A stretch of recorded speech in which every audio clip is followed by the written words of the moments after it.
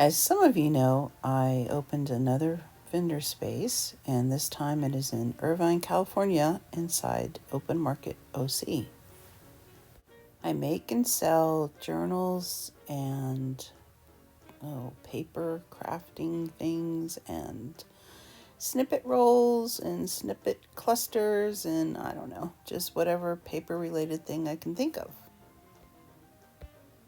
I wanted to share with you today how all of this came about from beginning to end or current.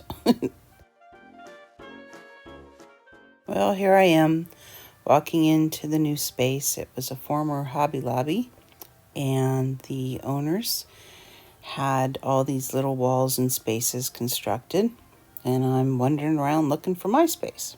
Now, here I am coming down off of the tall ladder.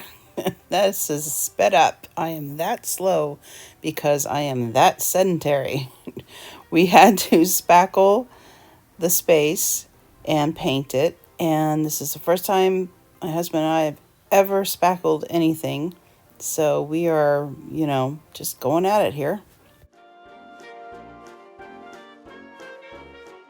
Okay, and here I am back up on top of that ladder. I had seen somewhere, heard somewhere that you don't have to tape if you have a special brush. So here I am with my slanted cut-in brush. I don't know what it's called, but it worked so well, and I love that thing. Here I am getting on a step stool, still cautiously, still slow. And I painted a color combo that I cannot recreate into the corners and the edges of my space. And right here I'm using the edge of a sea sponge to blend it out. And then there was the first brick. I got some contact paper that looks like brick. I guess it's the peel and stick wallpaper. And I went about creating a sort of stucco effect and exposed brick effect. And so we started putting up some of the things on the walls. My husband was there helping me. Couldn't have done this without him. Next time I got to go in, I decided to address the bare walls. So at the border there, I had smudged some brown and then some black, and then I took a stencil and stenciled all the leaves, and that took about, I think, 3 times pass around. And you can see we've got some product up and some of the fixtures in, and still looks kind of bare. And then again, we are back in, and my husband is putting up a shelf for me, and I'm gonna be painting that pole that's in the middle of my shop.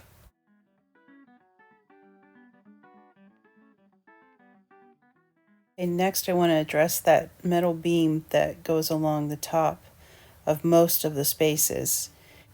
It's a support beam, and so, that can't be moved, but we were allowed to do whatever we wanted to with them within reason. So I ran over to Joann's and got some fabric that looks like wood.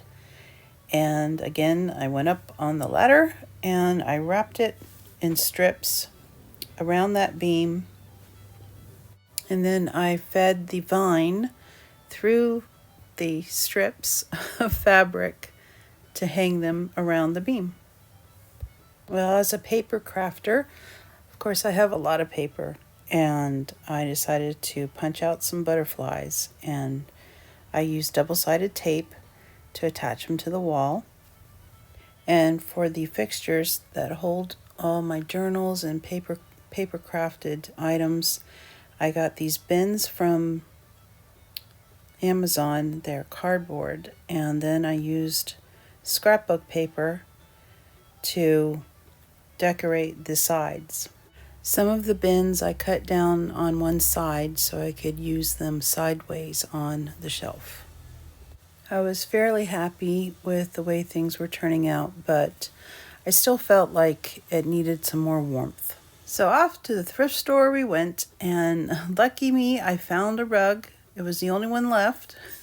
but it fit the space perfectly and I'm really happy with it.